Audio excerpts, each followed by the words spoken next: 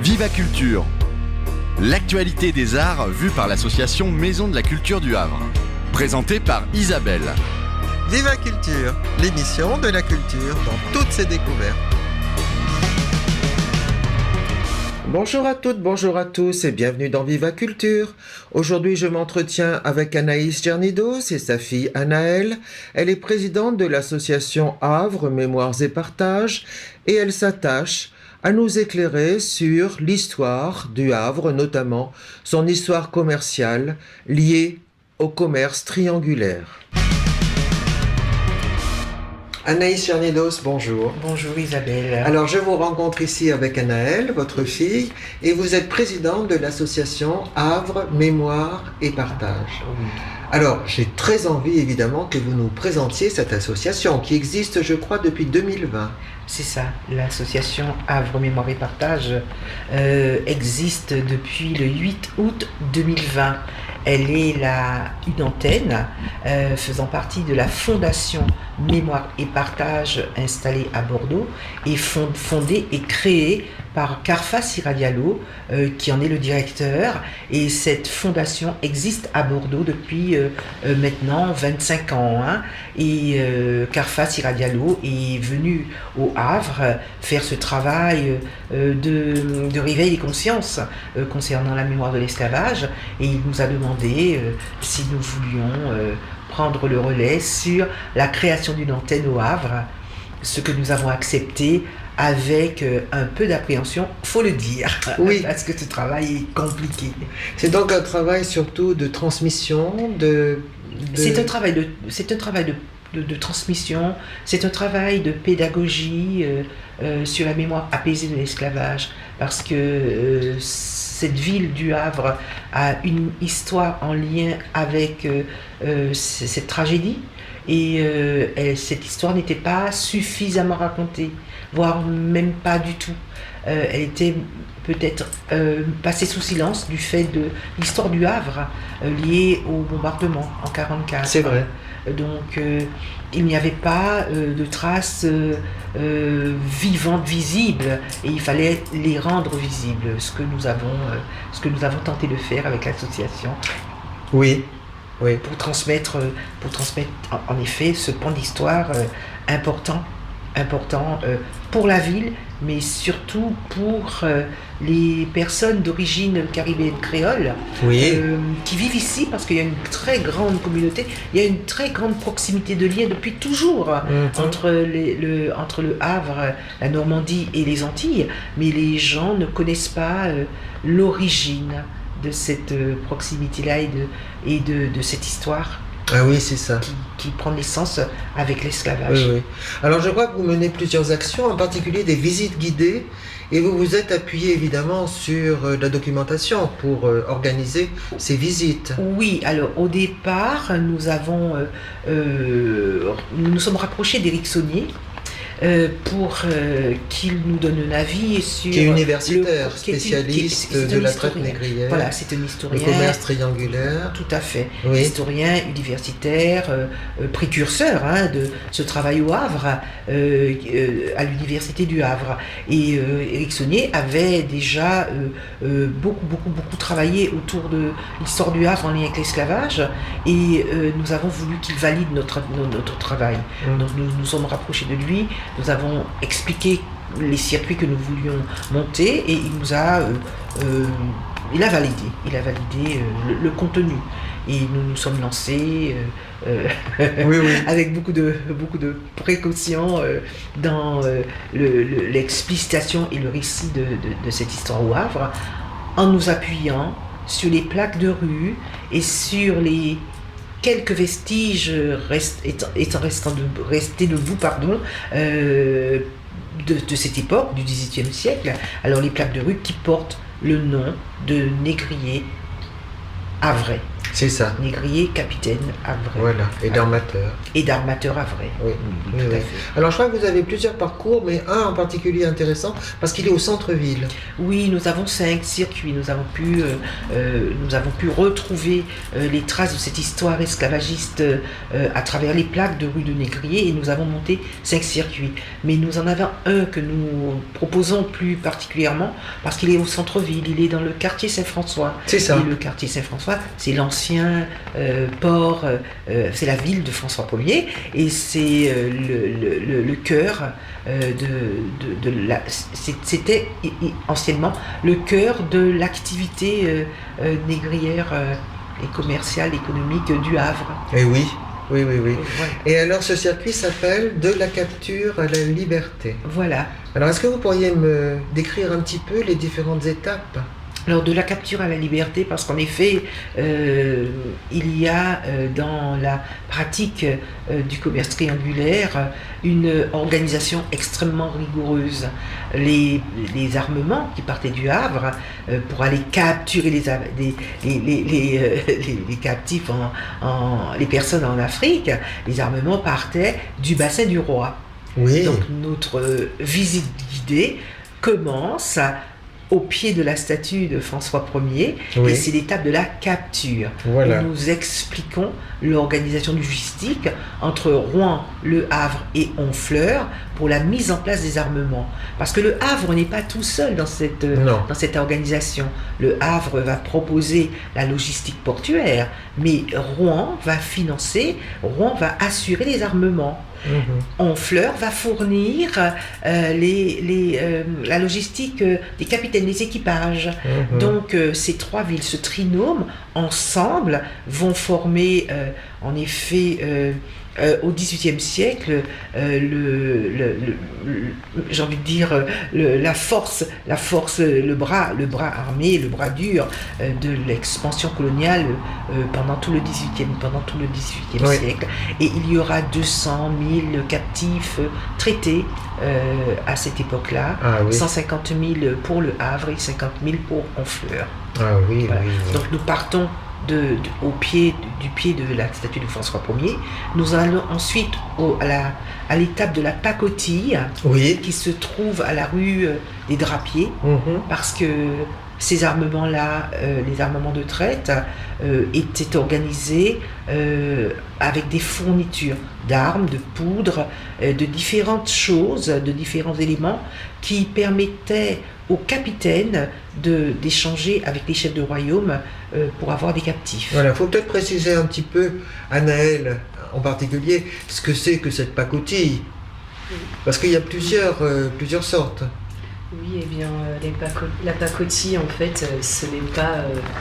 enfin, la pacotille, en fait, ce n'est pas de vulgaires objets qui sont vendus, donnés en monnaie d'échange aux Africains. En fait, il y a des coris, il y a de la vaisselle, des armes, des pipes, de l'eau de vie, des tissus qu'on appelle les indiennes. Oui, oui, oui. Les indiennes, que dire d'autre, des bijoux. Des bijoux. Des bijoux. Oui, oui. Il y a aussi des chapeaux. Des Oui. chapeaux qui sont donnés en monnaie d'échange. Il y a de la dentelle aussi. Voilà. Donc ce n'est pas C'est ça. de la verroterie, comme Voilà. on peut dire. Oui, Ce n'est oui, pas, parce qu'on a des préjugés quand même. Oui, oui, oui. Oui, Ce n'est voilà. pas des petites choses sans valeur, en fait, comme on Voilà. a pu entendre. C'est ça. C'est vraiment des objets de valeur Voilà. qui sont échangés Oui, pendant Bien contre sûr. les esclaves, en fait. La Oui. transaction, c'est ça, ce sont des objets de valeur contre tant d'esclaves. oui, oui, oui. Alors la troisième étape, c'est la rue des Étoupierres. Oui, Alors qu'est-ce que Oui. c'est que ça? la rue des Étoupierres, c'est c'est l'étape la plus importante du circuit. C'est l'étape de la cale du bateau négrier. C'est là où va se jouer en effet toute l'organisation de départ pour aller en Afrique. À cet endroit, à la rue des Étoupierres, se trouvaient les ateliers des Étoupierres. C'était des femmes. Et Louis XIV avait effectivement accepté que les femmes, en 1689, travaillent aux étoues de marine pour pouvoir donner et fournir de l'étoupe de marine pour calfater les coques des navires. Parce qu'une coque de navire impeccablement calfatée, c'est une coque de navire qui va permettre de transporter une cargaison qui vaut de l'or. Mais oui. Et les calfas, à cette époque, les calfas ont leur ponton dans le bassin du commerce. Ah oui. Et les calfas donc vont récupérer cette étoupe de marine et vont en effet préparer la coque de façon à ce qu'elle soit étanche. Oui. Et les calfas, à cette époque, c'est la corporation ouvrière la mieux payée. Du Havre, parce que repose sur eux la fortune de l'expédition, la réussite de l'expédition, parce que les coques des bateaux, elles vont souffrir dans les eaux tropicales. Ah oui. Elles vont y rester au moins 8 mois. Ah oui. Parce qu'une campagne de traite, elle dure 8 mois, parce qu'ils font de la traite flottante. Ils partent du Sierra Leone, par exemple, ils descendent au fur et à mesure jusqu'en Angola, parce que dans un premier temps, ils ne peuvent pas avoir 250 captifs d'un coup. Donc ils achètent 25, 10, ils font étape par étape. Voilà, ils longent la côte. Et cette étape de la cale du bateau négrier, elle est importante, parce que c'est là où on va embarquer on va expliquer l'embarquement des captifs et tout le rituel d'embarquement qui est autour. Oui, on ne le connaît pas. Non. Oui. Non. Il y a un rituel d'embarquement. Oui. Et Madame Taubira l'explique bien. Alors, il y a des étapes.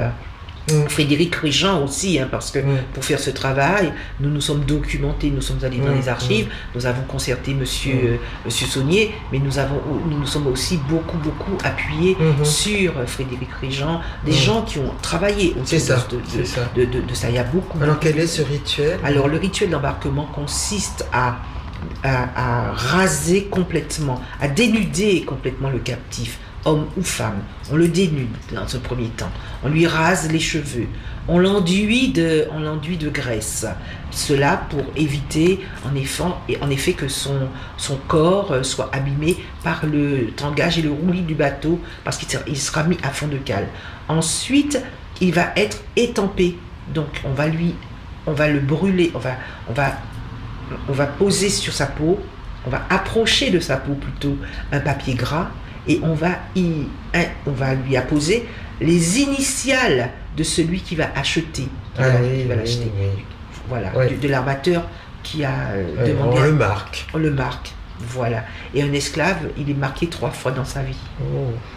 Voilà. Ouais. Et ensuite, il y a l'étape du baptême, quelquefois. Quelquefois, il est baptisé quand ils sont achetés, mais souvent, ils sont baptisés quand ils arrivent à la plantation. Alors, cette étape du baptême est importante parce que l'Église catholique, qui possède elle aussi des esclaves, il y a des plantations d'esclaves qui appartiennent aux dominicains et aux jésuites, par exemple à la Martinique.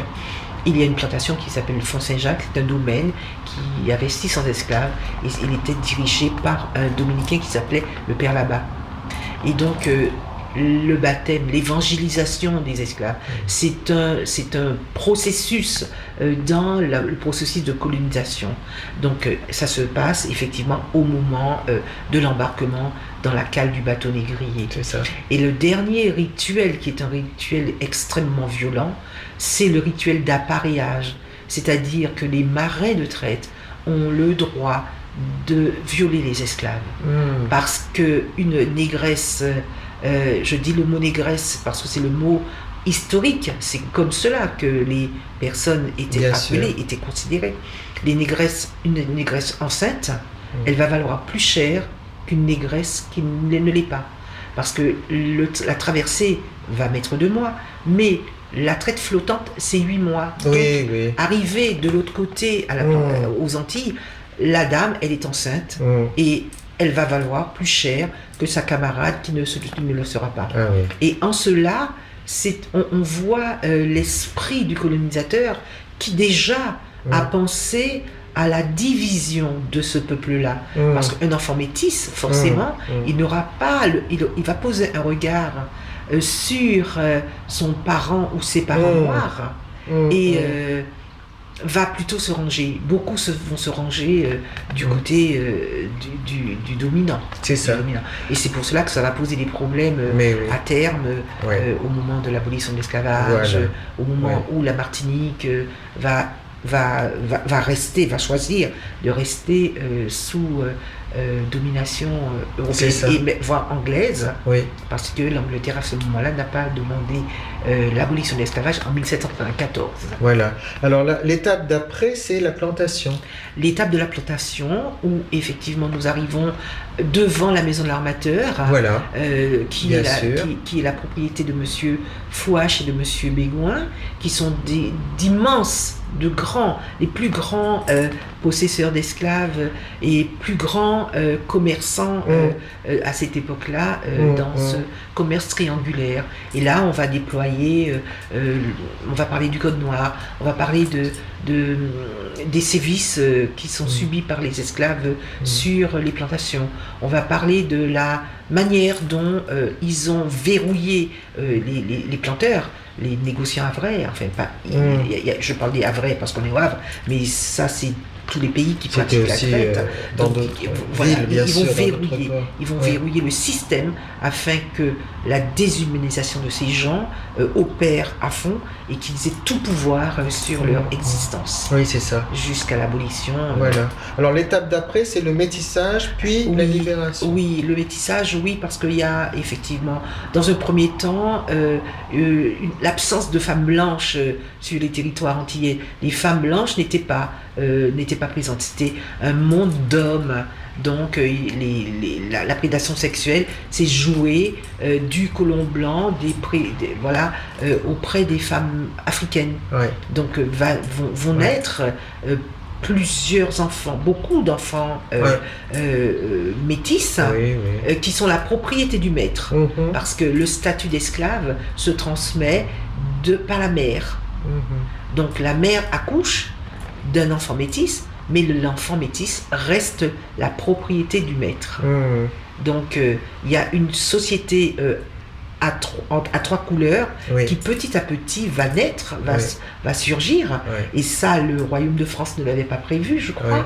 Donc c'est une société qui va parce que les métis vont devenir exigeants, ils vont demander en effet que soit reconnu leur statut d'homme libre, et ça va effectivement être tout un parcours du combattant pour eux. Alors ce métissage, c'est rue Dauphine.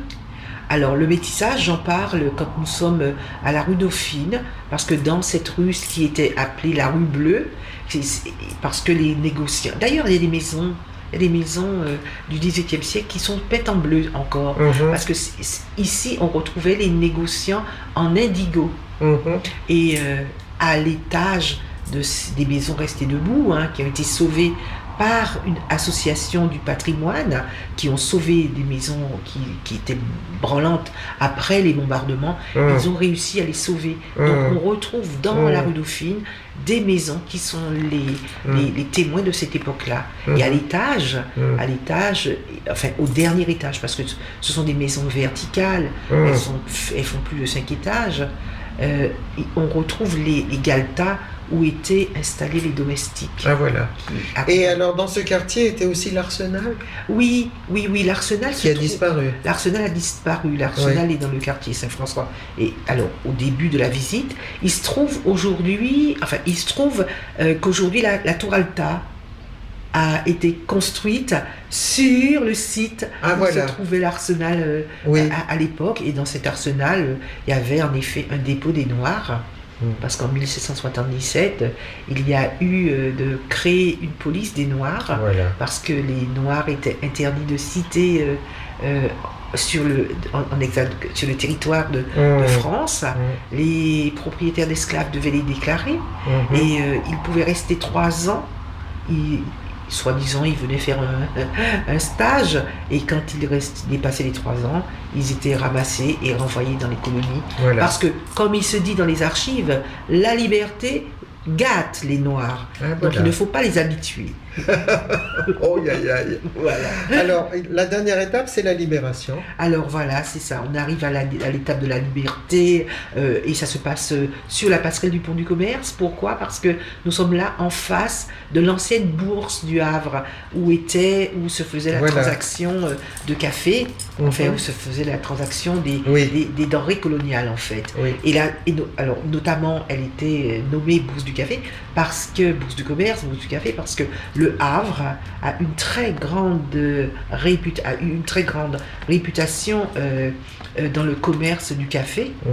Et pendant longtemps, la bourse de commerce du Havre a concurrencé la bourse de New York par rapport au prix du café en fait. Ah oui, Et d'ailleurs, Mm. c'est pour cela que la Transat Jacques Vabre bien sûr. part du Havre, C'est ça. parce qu'il y a une tradition du café au Havre. C'est ça. Alors, pour la petite histoire, Mm. c'était Normand, Monsieur Gabriel de Clieux, qui a introduit le café à la Martinique.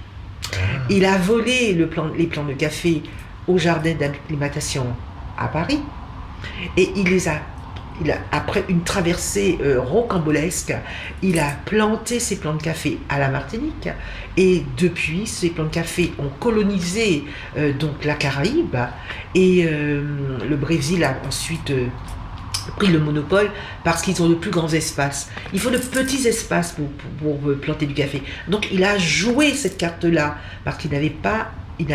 Alors, on lui a rayonné au départ parce que les planteurs plantaient de la canne à sucre. Et Monsieur Desclieux a décidé de planter du café. Et voilà. Et ça a marché. Et voilà. Alors, il a eu tous les honneurs. Hein, il a eu tous les honneurs. Alors, cette visite guidée, vous en faites une tous les mois, premiers, tous les mois, premiers donc tous les premiers samedis samedis de chaque mois. de chaque mois. Mais j'en fais aussi à la carte. Voilà. Si les familles qui se réunissent le dimanche veulent Oui. faire découvrir, il n'y a pas de souci, Voilà. je m'adapte à la demande des personnes. Je travaille beaucoup avec les établissements scolaires, Oui. avec les associations, Oui. avec toute personne en fait. Voilà. Qui Mais souhaite. on peut vous contacter comment? Alors, par téléphone, Oui. par téléphone, je peux donner le numéro Bien de téléphone. sûr. Allez-y. Le 06 78 18 44 71. Donc Voilà. 06 78 18 44 71 ou via la page Facebook de l'association Voilà. Havre Mémoire et Partage Oui. ou la page Facebook Instagram de Anaïs Gernidos qui est la présidente donc Voilà. ma page Facebook. Bien sûr. Alors, il faut parler de deux autres choses, c'est-à-dire la commémoration de l'abolition de l'esclavage au mois de mai, Oui, le mois de mai. qui est instaurée depuis quelques années. Oui, qui est instaurée depuis la loi Taubira en fait, hein, et elle a été instaurée, enfin innovée par Monsieur Antoine Mouchnac en 2009 avec l'installation de cette plaque qui était au sol. Pour à une plaque l'époque. très discrète. Voilà. Et depuis, Beaucoup trop. Oui, effectivement, vous avez raison. Et depuis, en effet, les choses ont évolué, ont avancé, et la plaque est maintenant en hauteur sur une stèle. Et nous espérons, peut-être dans les zones à venir futures, que nous aurons un monument Oui. à la hauteur du crime commis. Bien parce sûr. que Oui, oui. Voilà, là. Quelque chose de plus grand, de plus représentatif, monumental, de ce de plus significatif. Voilà, de l'histoire, Oui. parce que la ville du Havre est la deuxième ville négrière de France. Oui. Donc je pense que ce n'est pas une question comptable, c'est Oui. une question morale. Oui. C'est une question de conscience Oui. pour que les personnes qui vivent dans leur chair au quotidien le racisme, Oui. le rejet, l'ostracisme, puissent se sentir reconnus Voilà. profondément et sincèrement Oui, oui. par les autorités Oui. de cette ville qui a Bien participé Oui. effectivement à ce crime contre l'humanité. Bien sûr, bien sûr. Alors, Anaëlle, peut-être vous avez des mauvais souvenirs de quelques visites guidées parce que les réactions de certaines personnes étaient peut-être, alors je ne sais pas si c'était du racisme ou si c'était autre chose, de l'ignorance sûrement, du déni aussi, je peut-être. pense. Peut-être vous avez des souvenirs comme ça. Oui, il est vrai que sur les premières visites, eh bien, ma mère s'est déjà fait bousculer il y a aussi eu une personne qui n'était pas d'accord avec ce qui est dit. Ah non, lui, cette personne n'est pas... Jean-Baptiste Terriès. Oui, voilà, c'est ça. Ce n'est pas un négrier, ce n'est pas un négociant. Ou alors des personnes qui, on va dire, comparent leurs connaissances et qui n'hésitent pas, après la visite, à envoyer des mails montrant à quel point la personne qui a fait la visite a tort et s'est trompée, ce genre de choses. Ou alors des personnes, on peut se demander ce qu'elles faisaient là par leur attitude. C'est vrai, ce genre de réaction. Oui. Et puis oui, en effet, elle s'est déjà fait bousculer par des personnes. Et il y a du coup, les personnes qui participent à la visite se sont fortement insurgées. Parce qu'il y a une personne qui dit excusez-vous quand même, dites pardon. Et oui. Ouais, quand même, Oui. Ça a été ça. C'est assez étonnant. Oui, il y a eu quand même des réactions négatives. Après, en général, je dois admettre que les personnes ont beaucoup apprécié les visites guidées, la manière dont ma mère raconte ceci. Il y a beaucoup de... Oui. C'est fait avec douceur, avec beaucoup de pédagogie. Oui, On sent que c'est pas dire vous avez mis mon peuple en esclavage. Non, c'est pas du tout ça. C'est pas violent. De toute manière, elle le dit, on n'est pas comptable des erreurs de nos pères. Oui. C'est ce qu'elle dit beaucoup. Oui. En fait, c'est rassembler. Le plus important, c'est de rassembler les gens face à cette histoire, parce que les personnes qui viennent visiter, elles y sont pour rien. Ils sont pour rien de ce qui est arrivé, et c'est important de partager cette histoire de manière apaisée. Voilà. De manière apaisée, et les gens qui viennent, c'est qui veulent venir, tout simplement. Oui. Donc il n'y a aucune raison d'être virulent, alors que ces personnes veulent partager, veulent connaître cette histoire. C'est ça. Ils sont là pour apprendre. Oui. Donc il est important de faire ce travail-là. Ce travail-là de manière apaisée, surtout. Oui. Et je pense que ce qui a beaucoup apaisé, si je peux me permettre, allez-y. Ce qui a beaucoup apaisé, c'est la mise en place l'été dernier de l'exposition Esclavage mémoire normande, l'exposition spectaculaire mise en place par la ville. Ça a beaucoup apaisé les choses, parce que ce n'était pas Anaïs Gernidos qui sortait de son lit un samedi matin, qui n'avait rien d'autre à faire chez elle, qui venait raconter des choses qui n'étaient pas exactes. Non. La ville, par le fait qu'elle ait fait ce travail-là, a vraiment validé l'existence de cette histoire-là. Oui, c'est parce ça. que effectivement, les gens jusqu'ici, Anaël a raison, c'est pas tout le monde, il y a eu quelques personnes. Bien sûr. Voilà. Mais la ville, en mettant en place ce travail, a véritablement fait un travail d'explication, de validation, d'assumation, je ne sais pas si ça se dit, un travail d'assumation de cette histoire-là, qui est une histoire collective. Bien et sûr. c'est pour cela qu'il n'y a pas de guerre. Il ne peut pas y avoir de guerre entre les gens et nous, parce que nous sommes des métis et nous portons en nous l'ADN des deux peuples, voire des trois peuples. Pourquoi se battre? Non, il est important de rassembler, comme disait Anaël, et non de diviser. Et le fait qu'il y ait aussi mis en place par la ville du Havre les plaques explicatives en dessous des plaques de rue qui portent le nom de négrier, ça a beaucoup fait retomber la tension. Parce qu'on n'était pas les seuls à dire cela. La ville, en effet, validait, mais oui, ça a existé. Nous sommes conscients que cela a existé. Nous avons peut-être un peu tardé parce qu'on ne peut pas être non plus partout, mais ça a existé.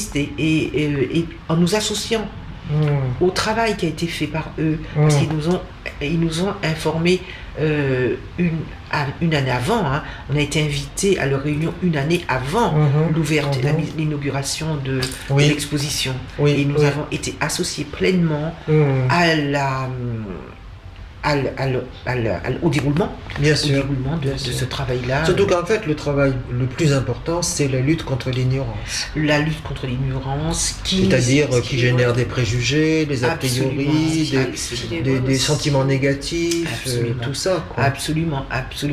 C'est le plus dangereux.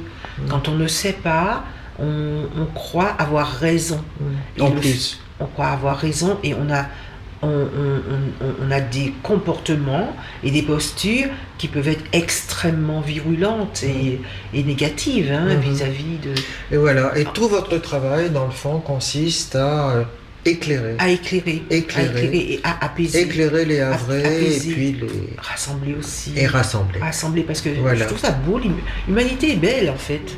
L'humanité est très belle. Ce qui est vrai aussi, c'est je vois bien la réaction des gens. C'est surtout à l'étape du calfatage, la rue des Étoupières. De la cale du bateau négrier. La cale du bateau. Oui. C'est voir la réaction des gens, c'est le fait de leur révéler ces horreurs, toutes les étapes qu'il y a eu. C'est pas juste on embarque les nègres, les esclaves, et puis on les emmène. Non, c'est toutes les sévices, toute la prédation, toutes les violences. En fait, comme je prends les photos, en fait, je vois des visages se déformer. Même il y a eu des larmes, il y a des personnes qui se sont effondrées. Ils s'attendaient vraiment pas à tant d'horreur.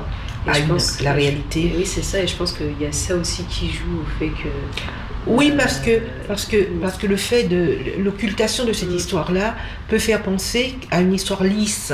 Nous aussi, quand j'étais petite fille, c'est une histoire qui ne se racontait pas, oui. qui était vraiment tenue. Il y avait un tabou aux Antilles autour de cette histoire. On n'est pas nègre, on n'est pas esclave, on n'est pas afrodescendant. On est surtout, on ne sait pas, mais on sait pas. Mais on n'est pas ça. On n'est pas ça. Donc aux Antilles, quand j'étais petite fille, c'est une histoire qui n'était pas racontée. Oui. Donc ce qui fait que moi j'avais des images lisses, voilà, des gens allongés qui faisaient la traversée et qui arrivaient, qui travaillaient dans les champs de canne. Voilà l'image que j'avais. Ils étaient passifs en fait. Non. Voilà, en fait, et qui étaient passifs. Les révoltes. Ils sont toujours révoltés. Comme quoi, il y a un gros travail à faire. Oui. Eh bien, merci beaucoup. Merci Anaïs Gernidos. Merci Anaël. Et puis alors, à bientôt. À bientôt, merci. Au revoir. Au revoir.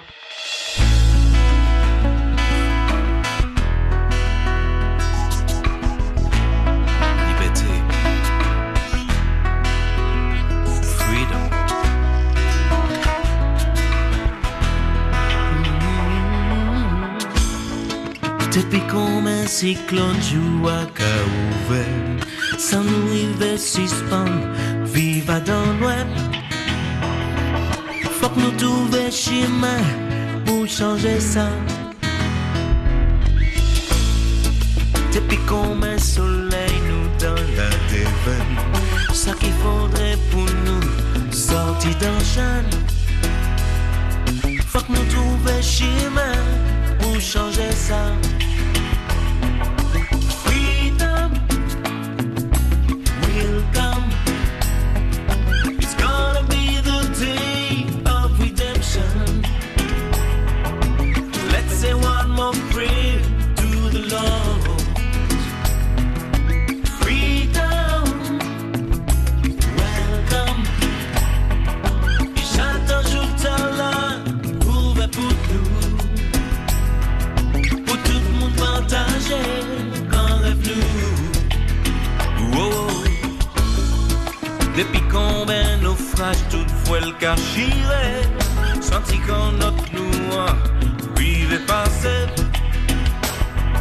Faut que nous trouvions un chemin pour changer ça. Et les vieux, depuis combien l'on met nous pendant haut, mais l'on misère chez nous. On a santo, on nous trouve un chemin pour changer ça. Freedom will come. It's gonna be the day of redemption. Let's say one more prayer to the Lord.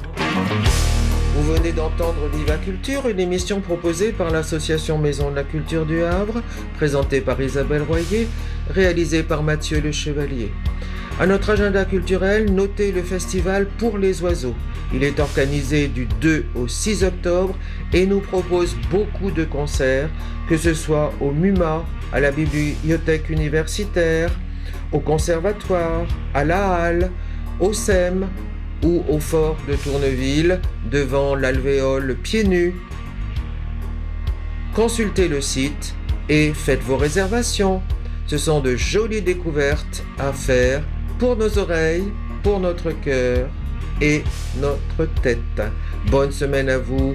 Procurez-vous notre journal, il est paru, il est dans les lieux culturels et aussi, évidemment, préoccupez-vous peut-être de réserver des places pour des spectacles. C'est le début de saison. Au revoir, à bientôt.